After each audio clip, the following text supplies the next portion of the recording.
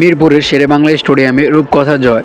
টানটান উত্তেজনায় ম্যাচে পাকিস্তানকে 11 রানে হারিয়ে 2-1 ব্যবধানে ওয়ানডে সিরিজ জিতে নিল মেহেদী হাসান মিরাজের বাংলাদেশ। 2015 সালের পর আবারও পাকিস্তানের বিপক্ষে টানা সিরিজ জয়ের গৌরব অর্জন করল লাল সবুজের প্রতিনিধিরা। টসে হেরে আগে ব্যাটিংয়ে নেমে শুরুটা ছিল স্বপ্নের মতো। ওপেনিং জুটিতে আসে 105 রান। সাইফ হাসান 36 ও নাজমুল শান্ত 27 রান করে ফিরলেও ওয়ানডে ক্যারিয়ারের প্রথম সেঞ্চুরি তুলে নিয়ে রূপকথা লিখলেন তানজিদ হাসান তামিম। মাত্র 98 বলে 107 রানের ইনিংসটি সাজানো ছিল 6টি 4 ও 7টি দর্শনীয় ছক্কায়। শেষ দিকে তাহিদ হৃদির অপরাজিত 48 ও লিটন দাসের 41 রানের বর করে 290 রানের চ্যালেঞ্জিং স্কোর দাঁড় করায় বাংলাদেশ।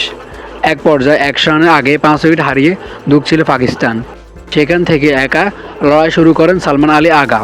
অভিষেক ম্যাচে সাদ মাসুদ ও অধিনায়ক শাহিন শাহ আফ্রিদির সাথে জুটি গড়ে সেঞ্চুরি তুলে নেন সালমান।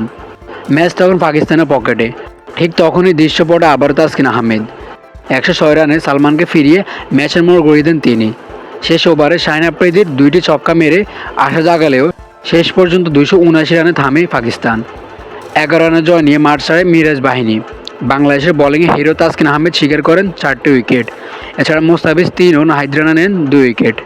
ব্যাটে বলে অনবদ্য এই জয় আবার প্রমাণ করল ঘরে মাঠে টাইগাররাই অপ্রতিরোধ্য।